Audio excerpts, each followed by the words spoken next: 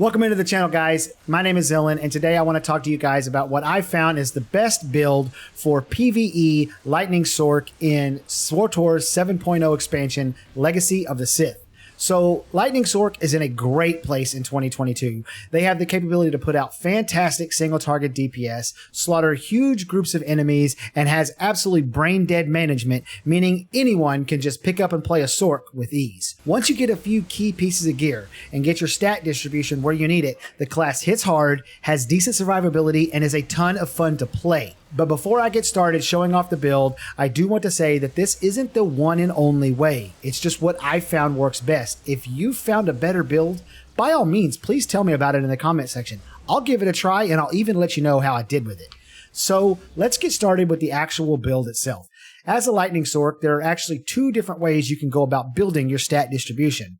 Always remember for PvE content, before you start choosing how much critical and how much alacrity you want, always get your accuracy to 110% first. Once you've done that, then you can go about figuring out how much alacrity you want to have. And as a Lightning Sorc, we get a base 5% alacrity bonus built straight into the Lightning spec.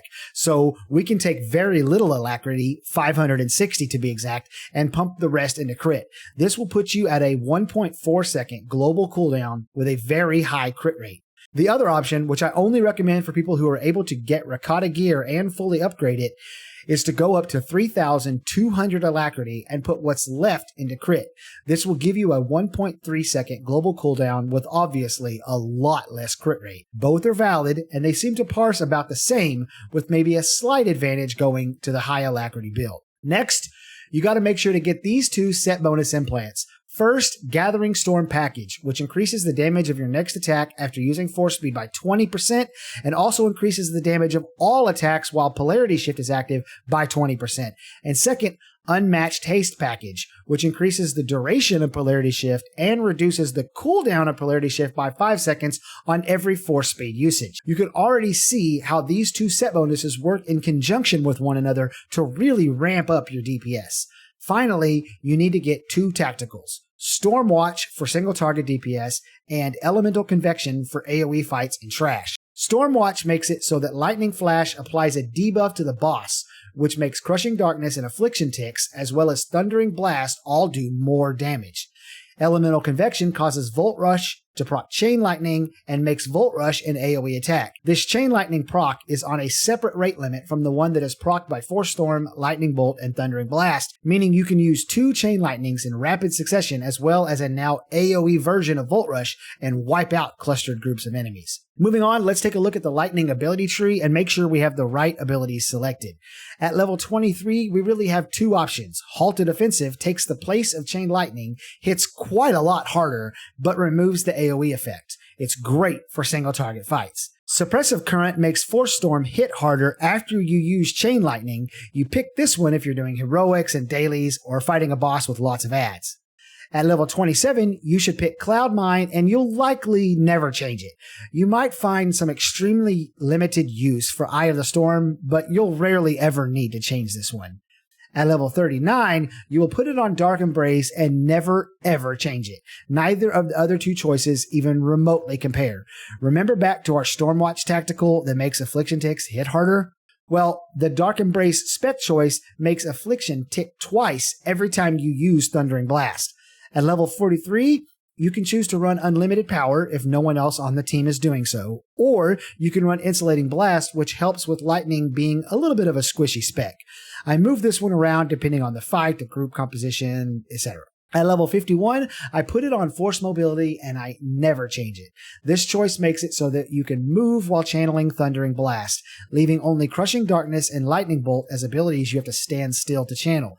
This makes Lightning Sorc by far the most mobile ranged DPS class. At 64, you'll take Surging Speed and leave it. Anything that reduces the cooldown of Force Speed synergizes perfectly with our build, providing you with consistent DPS buffs and getting you to your next Polarity Shift faster.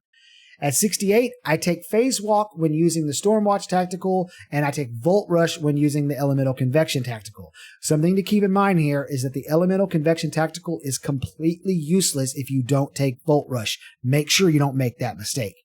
At 73, I usually run Corrupted Flesh for the damage reduction, but you can move this one around based on the fight. Alright, perfect. Now we understand our skill tree and are ready for the rotation.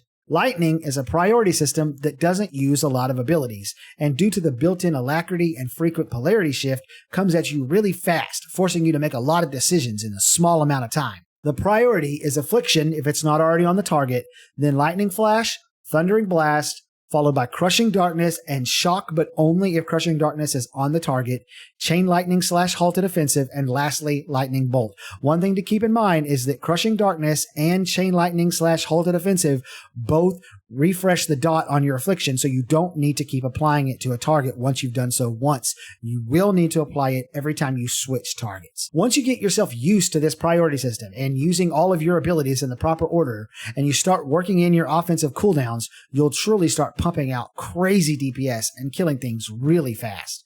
Your offensive cooldowns are Force Speed, Polarity Shift, and Recklessness. Try as hard as you can to always use Force Speed right before Thundering Blast. That's the biggest DPS increase. However, sometimes due to fight mechanics or other reasons, you won't be able to do that, but try. Always, always, always use Recklessness with Thundering Blast and then Chain Lightning / Halted Offensive, and Polarity Shift should be used on cooldown.